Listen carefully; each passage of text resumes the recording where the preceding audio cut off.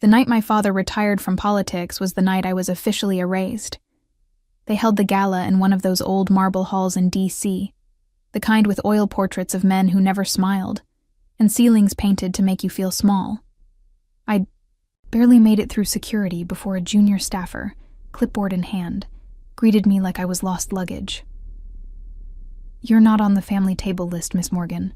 We have you, back row center." No mistake. Just protocol. I took my seat. At a table full of distant cousins and former aides who barely remembered my name. The lights dimmed, and the screen above the podium flickered to life with a tribute video. The legacy of Senator Robert Morgan. There were photos of family vacations, campaign trails, charity events. Victoria was in nearly every frame, golden-haired, and smiling like the future. I showed up twice, once in the background of a 4th of July picture, blurry and blinking, once in a childhood clip, where my father gently shifted me out of the camera's view as Victoria gave her first speech at age 9. The applause was thunderous when he took the stage. My father looked every bit the statesman, silver hair, controlled, warmth, gravitas baked into every syllable. But it was what he said that gutted me. And now, he smiled, I pass the torch to the person most deserving of it, the one who truly carries the Morgan legacy in her blood. He didn't look at me. Not once. Victoria stood. The crowd roared, and I sat frozen in place, staring at the empty champagne glass in front of me, trying to keep my expression from cracking. Afterward, I waited for the usual polite hug, the perfunctory, "You looked lovely tonight," but Victoria swept past me on her way to the press wall. My mother approached instead. Cold eyes. Flawless pearls. "You don't belong in this world, Lily," she said quietly. "You never did." And just like that, the lights dimmed inside me. Later that night, I discovered my name had been removed from the Morgan Foundation trust records. My family email was deactivated, my health insurance severed. It was as if I had never been part of them at all. No yelling, no dramatic fallout, just a precise deletion, like a clerical error finally corrected.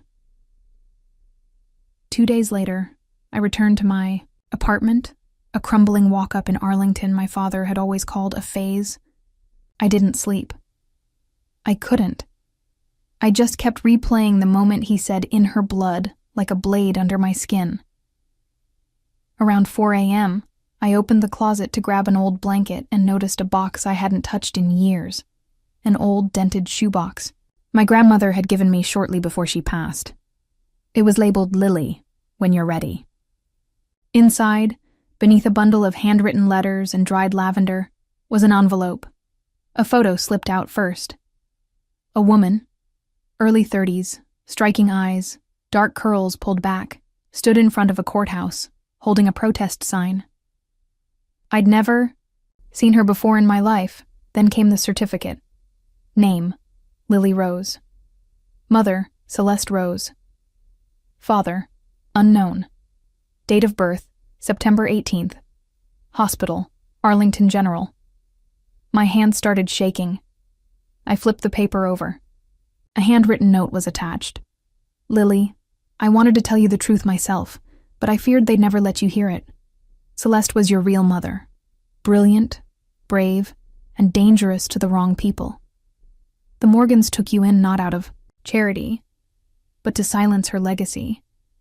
They never meant for you to belong. Grandma." I sat on the floor of my apartment, the ceiling fan ticking overhead like a slow, indifferent clock. Everything made sense in the worst way. The coldness, the distance, the way they tolerated me, shaped me, then discarded me when the optics no longer served them. I was never a daughter. I was never a Morgan. I was leverage, a secret, an adopted ghost in the house of American royalty. I thought the moment at the gala was the worst it could get, being erased in front of 1,000 strangers. But this was existential grief, a loss of self I didn't even know I was allowed to mourn. I didn't cry. I just sat there, stunned into silence, staring at the name Celeste like it was a doorway I had just found bricked up behind a wall. My whole life, I'd felt slightly out of phase with the people around me. Too quiet, too curious, too unwilling to play the performance. And now I understood why. I wasn't supposed to become one of them. I was born to undo them. But at that moment, I didn't feel powerful. I didn't feel vengeful. I just felt alone. For 3 days, I barely left my apartment. The birth certificate sat next to my laptop like a second passport, daring me to believe it. Celeste Rose. No one in the family had ever spoken her name. Not once. I started digging. She had been a congressional aide in the early 90s. Bright, unshakable, known for pushing ethics complaints no one else would touch. The deeper I went, the clearer the pattern became. Celeste had collected damning evidence on several political families, including the Morgans. Then, she vanished. No obituary, no death certificate. Just disappeared. And 2 months later, a press release. The Morgans adopt a baby girl, Lily, in a private family matter. No interviews, no photos, just a line in a newsletter. I was a solution to a problem. A silencing strategy wrapped in a christening gown. Through archived forums and FOIA requests, I found whispers about a whistleblower's insurance file, rumored to include signed confessions, transaction records, even footage. Nothing concrete, just rumor. But it had a name: Project Bellwether. My mother had hidden something powerful, and somehow the family had never found it. Or maybe they had, and it was why they'd decided to finally erase me. The first time I noticed the man, he was parked across the street in a dark sedan. He pretended to check his phone, but he never really looked down. The second time, he followed me through a bookstore, then disappeared before I could snap a photo. I wasn't paranoid. I was being watched. I started using burner phones, switched up my routes, bought blackout curtains. Still, every time I walked into my apartment, I felt a flicker of dread. Then the break-in happened. I came home to find the lock scratched, my documents shuffled, my hard drive gone. No valuables were taken, just my research. They weren't trying to rob me. They were trying to erase me again. I filed a police report, but I could tell the officer didn't believe me. Maybe a roommate? He suggested. I lived alone. The next morning, I received an unmarked envelope in my mailbox. Inside was a single sheet of paper. Stop digging, Lily. You're not ready for what you'll find. No signature, just that. The air in my lungs froze, but it was too late. They had underestimated me, again. Grandma's note said Celeste had hidden something in a place they'd never look, something older than bloodlines. I started tracing Celeste's life before the hill. College records, storage units, post office boxes under aliases, and finally, a lead. A safe deposit box in Northwest D.C., rented under the name Eleanor Bishop, Celeste's maternal grandmother. The account had gone untouched for over 25 years. The bank was quiet. I signed in with fake credentials I'd prepared the night before. My heart pounded as the manager led me to the vault. He slid the metal box onto the table and left me alone. I opened it with shaking hands. Inside was a thick manila envelope, a flash drive, and a small leather-bound journal. Nothing flashy. Nothing dramatic. Until I opened it. The journal was filled with Celeste's notes. Names, dates, accounts. She'd documented bribes disguised as donations, foreign payments routed through shell companies, affidavits from staffers too afraid to go public. Every page was meticulously organized and cross-referenced, but it was the flash drive that carried the storm. Video footage, grainy but clear, of my father and two other senators in a closed-door meeting, laughing about cleaning up loose ends and adopting the asset, me. I was the asset. They didn't even say my name, just called me a neutralizer. I paused the video and stared at my reflection on the black screen. This wasn't just political corruption. It was personal manipulation, executed with surgical precision. They'd stolen a child to bury a scandal, groomed her into silence, then cast her out when she grew inconvenient. And still, Celeste had outplayed them. Taped to the back of the journal was a second flash drive. On it, Project Bellwether, encrypted documents, passcodes, copies of everything Celeste had found, distributed across cloud storage accounts under pseudonyms, with a letter addressed to me. My Lily, if you're reading this, it means they finally tried to cut you out for good. I'm sorry I couldn't protect you, but I gave you the tools to burn it all down.